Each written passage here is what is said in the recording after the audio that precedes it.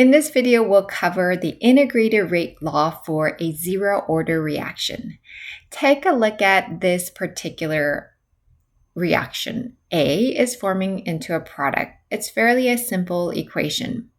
With this type of equation, you can generate a integrated rate law equation that looks something like this, where concentration of A at certain time is equal to negative KT plus initial concentration of A.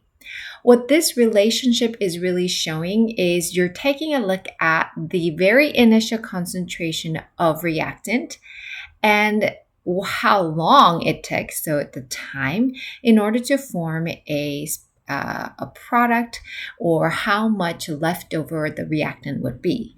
So in other words, the integrated rate law is a mathematical expression just like this to determine the amount of reactant or product after a certain time has passed.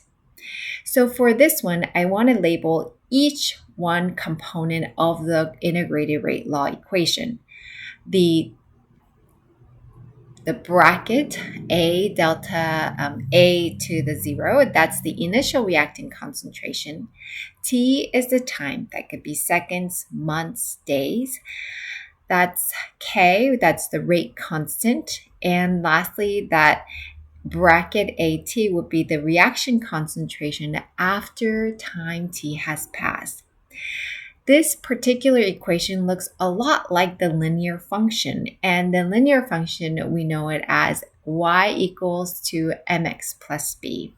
That b, the y-intercept, really represents the initial concentration at time zero, and that x is t, the m, or the slope, would be negative k, and the y, what we solve for in the end potentially, is the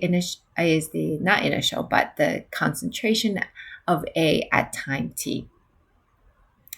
Now, let's look at a graph that is related to this, because linear function, it represents a line, linear. And so therefore, something like this would form a linear function like this. And a linear function, you see that the slope of the line, or negative k, is just the changing concentration of A over the changing concentration of T, as shown in this graph. This is sort of like algebra, right? You learn that your slope, or m, is the change in y over change in x.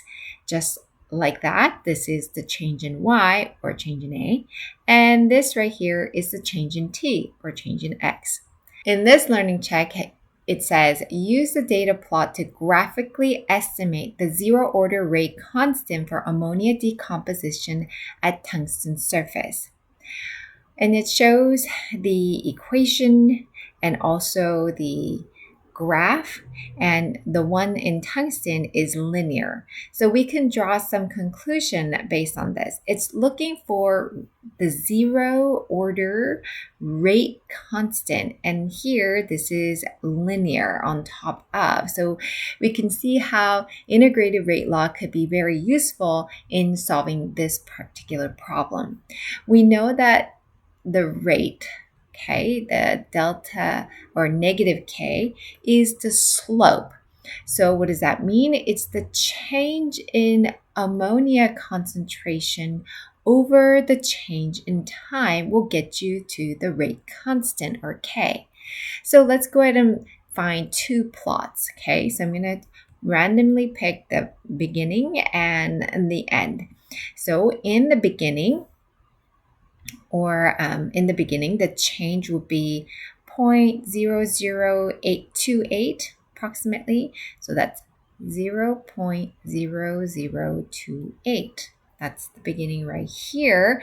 And I don't like working with 10 to the negative 3. And we know that this is 0.003. This is 0.002. So somewhere about here would be 0028. And then minus whatever is here, okay, at this point. So that point, I chose maybe approximately 0.0 0.0016 maybe. And then all over, well, at this point at 0.0028, the time was at 0 second, and at the end it shows that the time is, it's kind of hard to see because it's hidden, but it is 1,000 on the bottom. So let me write 1,000. 1,000. So I'm going to go ahead and solve this out. Take out your calculator and punch it in the calculator. So let's do that. So 0.0028 minus the 0.0016 divided by, well, actually, let's go ahead and press enter. And then you're going to divide that by 0 minus the 1,000. So you get negative 1.2 times 10 to the negative 6. Negative 1.2 times 10 to the negative 6. And that's negative k. And we could get rid of the negatives now, both negatives. And so k is equal to 1.2 times 10 to the negative 6. And because this is a zero order reaction, we already know the zero order has a rate constant at m, or molarity over second. Let's do another learning check based on what we have learned so far. Here, this is just a continuation of what we have done previous on the previous learning check. It's the same graph, it's the same concept, but here it says the zero order plot in this graph shows an initial ammonia concentration of 0.0028, decreasing linear with time for 1,000 seconds. Assuming no change in the zero order behavior, at what time will the concentration reach 0.0001? So they're looking for the time. When is it going to reach that point? Meaning as it goes down, it's going to eventually hit that point, but what time? Okay, so we know that the equation for zero order reaction is as follows. At time t, Kt plus concentration of NH3 at initial. So we know negative K, or that we know the slope, which we saw before, 1.2 times 10 to the negative 6. We don't know T. We do know initial concentration. It gives it to you, and then we saw that before too, which is 0.0028. Then it says it's going to reach 0.0001. Okay, and so now we're going to solve for t. So it just takes a little bit of algebra. So we'll go ahead and solve for t. So subtract 0.0028 both sides, and then when you do that, you will get negative 0.0027.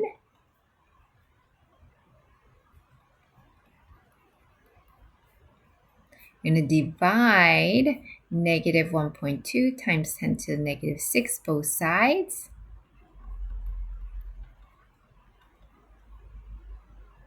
And then these cancel out. So time should equal out to 2,250 seconds. If you were to put this in minute, it would be like somewhere around 37, 38 minutes.